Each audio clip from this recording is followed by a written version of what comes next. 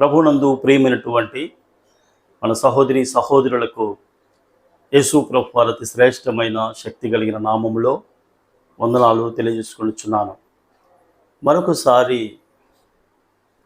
దేవుని వాక్యాన్ని పంచుకోవడానికి మీ ఎదుటకు రావడానికి దేవుడు ఆయన దాసుడునటువంటి నాకు ఆయన కృపను అనుగ్రహించి ఉన్నాడు.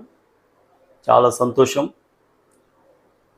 వర్తమానాలను క్రమముగా వింటున్నటువంటి మీకు ప్రత్యేకంగా వందనాలు తెలియజేసుకొనిచున్నాను. దయచేసి వర్తమానాలు వింటున్నటువంటి మీలో ఎవరైనా ఇంకా మన ఛానల్ సబ్స్క్రైబ్ చేసుకోకపోతే దయచేసి సబ్స్క్రైబ్ చేసుకునండి. మీ స్నేహితులకు బంధువులకు ఈ ఛానల్ను పరిచయం చేయవలసిందిగా ప్రేమతో మనవి చేస్తున్నాను. ఈ దిన వాక్యమును మనం ధ్యానం చేసుకుందాం. బైబిల్ గ్రంథములో ఆది కాండము 8వ అధ్యాయం 19-20 వచనాలలో నోవాహు ఓడలో నుండి బయటికి వస్తాడు.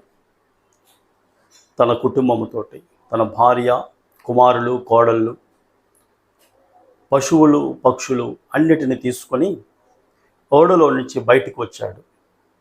నోవాహు ఓడలో నుంచి బయటికి వచ్చిన వెంటనే ఆయన చేసినటువంటి మొట్టమొదటి పని ఏమిటి అంటే ఆయన ఒక బలిపీఠమును కడతాడు. దేవునికి ఒక బలిపీఠమును కడతాడు. ఆ బలిపీఠమును కట్టి ఆ బలిపీఠము మీద పవిత్ర పక్షులలో, పవిత్ర పశువులలో కొన్నిటిని తీసుకొని ఆ పీఠము మీద దహన బలి అర్పించినట్లుగా దేవుని వాక్యములో మనము చదువుతాం. ఆ వాక్యాన్ని మనం చదువుకొని మనము ముందుకు వెళ్దాం. ఆది కాండము 8వ అధ్యాయం 19-20 వచనాలు చదువుకుందాం. ప్రతి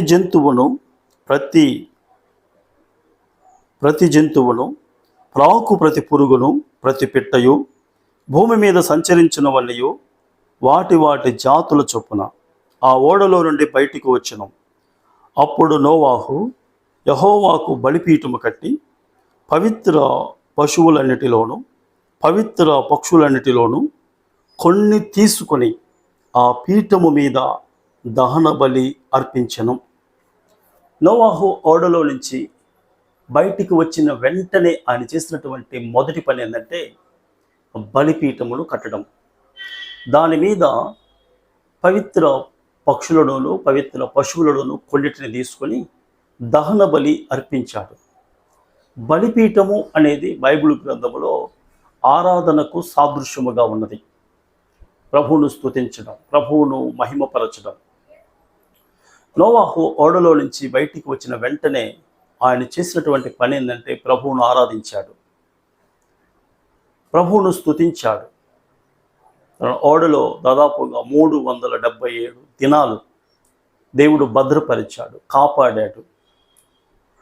ఆ జలప్రలయంలో నశించిపోకుండా భయంకరమైనటువంటి ఉగ్రత నుంచి దేవుడు రక్షించాడు, కాపాడాడు. ప్రభు చేసినటువంటి ఆ గొప్ప మేలును, ఆయన పట్ల దేవుడు చూపించినటువంటి కృపను, కనికరమును జ్ఞాపకం చేసుకొని ఆయన ఓడలో నుంచి బయటికి వచ్చిన వెంటనే ఆయన చేసినటువంటి మొట్టమొదటి పని ఏంటంటే ప్రభువును స్తుతించాడు. ప్రభువును స్తుతించడం దేవునికి అత్యంత ఇష్టమైనటువంటి కార్యం అన్నమాట. మనము ప్రభువును స్తుతించాలి, దేవుడిని కనపరచాలి. మనం సేవించుచున్నటువంటి దేవుడు జీవము కలిగినటువంటి దేవుడు. మనం సేవించుచున్నటువంటి దేవుడు నిజమైనటువంటి దేవుడు. ఆయన పూజార్హుడు. ఈ ప్రపంచాన్ని అంతటిని కూడా మాటతో సృష్టించినటువంటి దేవుడు, సృష్టికర్త ఆయన. కనుక ఆయనకి ఇష్టమైనటువంటి కార్యం ఏంటంటే ఆయనకి ఇష్టమైనటువంటి కార్యం ఏంటంటే ఆరాధన. ఆయన నమ్ముకున్నటువంటి పిల్లలు ఆయన్ని ఆరాధించాలి, ఆయన్ని స్తుతించాలి, ఆయనను మహిమపరచాలని ఆయన కోరుకుంటాడు.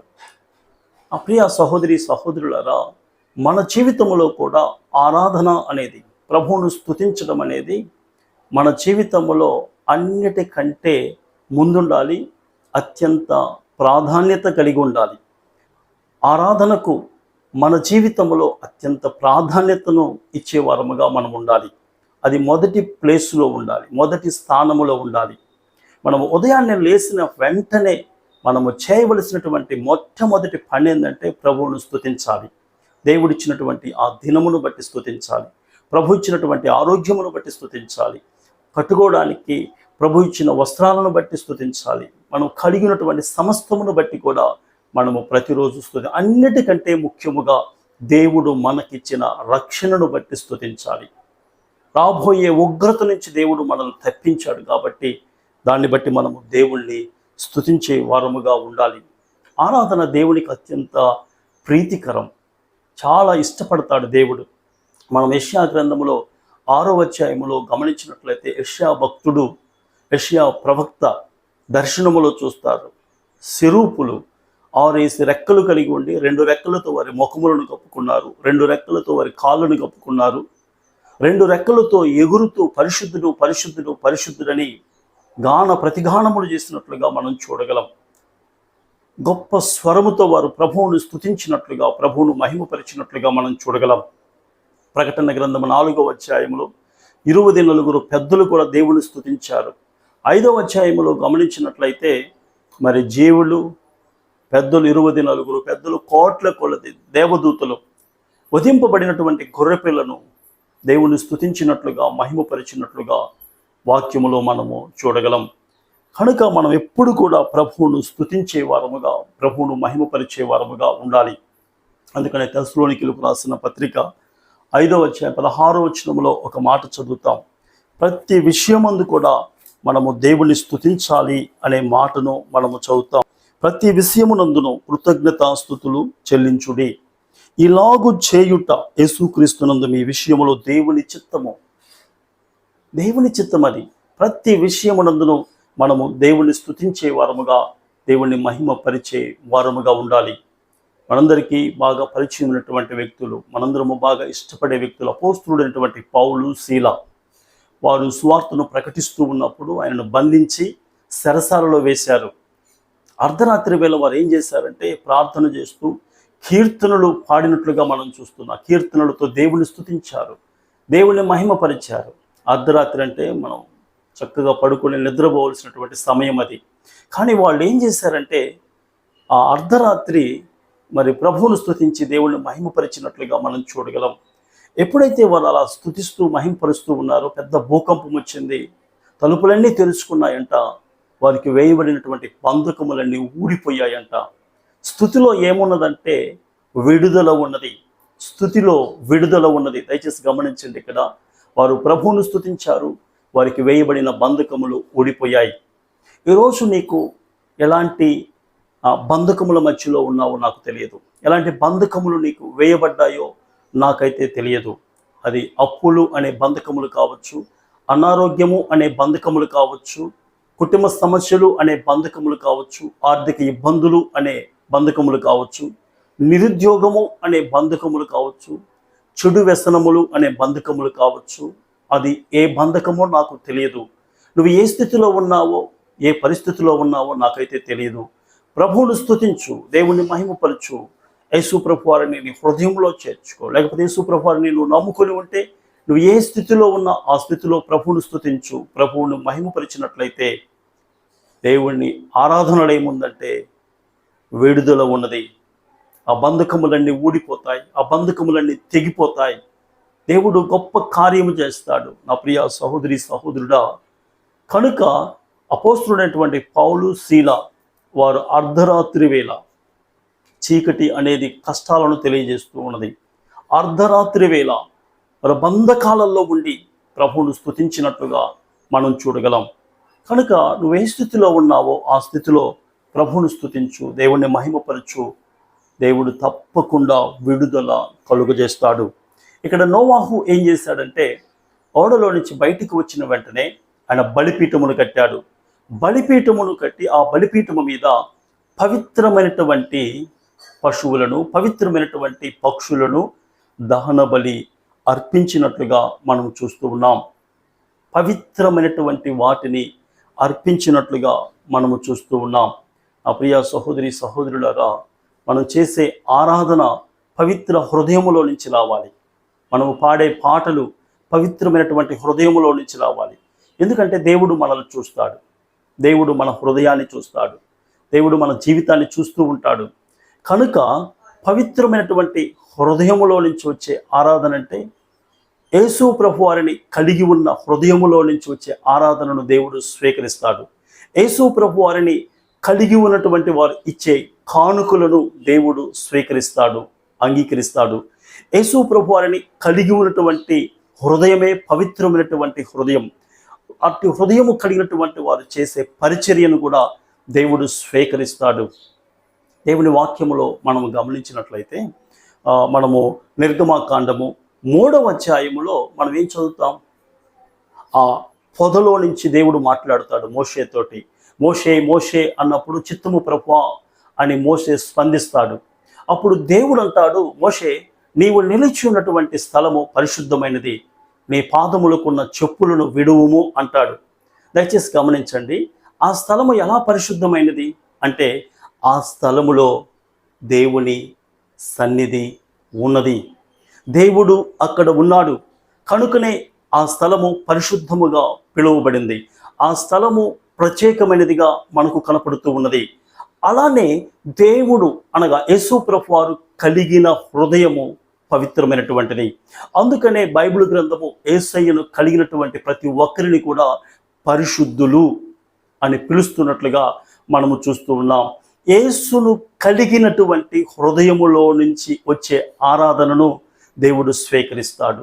యేసును కలిగినటువంటి వారు ఇచ్చే కానుకలను దేవుడు స్వీకరిస్తాడు. యేసును కలిగినటువంటి వారు చేసే పరిచర్యను కూడా దేవుడు స్వీకరిస్తాడు.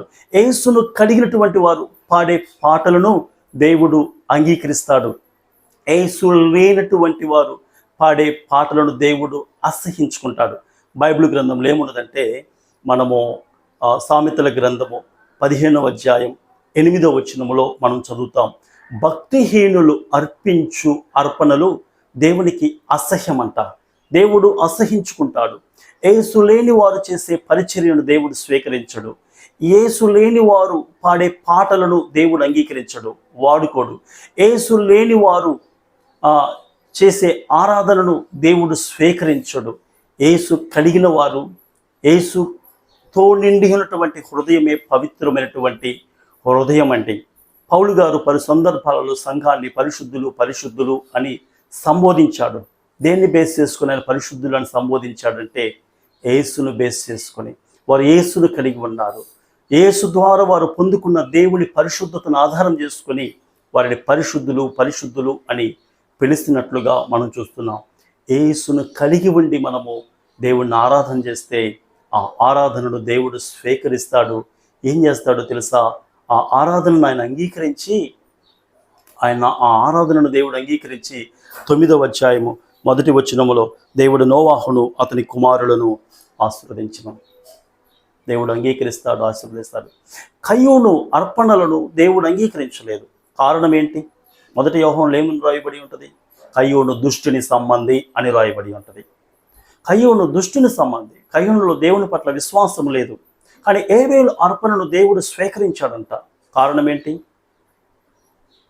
ఏబేలులో దేవుని పట్ల విశ్వాసం ఉన్నది. దేవుణ్ణి చేర్చుకొని దేవుని యందు విశ్వాసం ఉంచి ఆయన అర్పణలు అర్పించాడు. దేవుడు ఏబేల్ అర్పణను స్వీకరించినట్లుగా మనం చూడగలం. కనుక భక్తిహీనుల అర్పణలు దేవునికి అసహ్యం. యేసు ప్రభువారిని నమ్ముకొని యేసయ్యను హృదయంలో చేర్చుకొని యేసయ్యతో నిండిన హృదయములో నుంచి మనం ఆరాధన చేస్తే, యేసయ్య నిండిన హృదయముతో ఆరాధన చేస్తే ఆ హృదయములో నుంచి వచ్చే ఆరాధనను దేవుడు స్వీకరిస్తాడు. నా ప్రియ సహోదరి సహోదరులారా, మన జీవితంలో మనం చేయవలసినటువంటి ప్రతిరోజు కూడా మనం చేయవలసినటువంటి మొట్టమొదటి పని ఏంటంటే ప్రభువును ఆరాధించడం, బైబిల్ చదువుకోవడం, పాటలు పాడుకోవడం, ప్రభువును స్తుతించడం, ప్రభువును మహింపరచడం. ప్రభుతో ప్రారంభించండి దినాన్ని. ఆ దినం చాలా ఆశీర్వాదకరంగా ఉంటుంది. ఆ దినం ఎలా గడిచిపోద్దో మీకు తెలియదు. ప్రభుతో ప్రారంభించండి. ఆ దినం చాలా దీవెనకరంగా మారుస్తాడు. కనుక నా ప్రియ సహోదరి సహోదరులారా, ప్రభువును కడిగి మనము ప్రభువుతో నిండిన హృదయములో నుంచి వచ్చే ఆరాధనను దేవుడు స్వీకరిస్తాడు. అట్టి ఆరాధనను మనందరం కలిగి ఉండాలని నేను మనసారా మీ అందరి కోసం ప్రార్థన చేస్తున్నాను. దేవుడు మిమ్మలను దీవించునుగాక. దేవుడి కొద్ది మాటలను దీవించి ఆశీర్వదించునుగాక. Amen, amen. చిన్న ప్రార్థన చేసుకుందాం. ప్రేమ కలిగిన తండ్రి, మహోన్నతుడైన మా దేవ, మీ పరిశుద్ధమైన శ్రేష్టమైన నామానికి వందనాలు నాయనా. మీ వాక్యములో నుంచి కొన్ని మాటలు ధ్యానం చేసుకోవడానికి మీరు సహాయం చేశారు ప్రభువా. మేము నేర్చుకున్న వాక్యాన్ని మా హృదయాలలో భద్రపరచండి. వాక్యానుసారంగా జీవించే కృపను గ్రహించి వర్తమానాన్ని ఎంతమంది విన్నారో ఆ బిడ్డలందరినీ మీరు బహుగా ఆశీర్వదించి దీవించమని మహిమ ఘనత ప్రభావములు నీకే చెల్లించుకుంటూ యేసుక్రీస్తు వారి అతి శ్రేష్టమైన నామములో ప్రార్థించి స్తుతించి కనపరచి బహు వినయముగా వేడుకుంటున్నాను తండ్రి. ఆమేన్.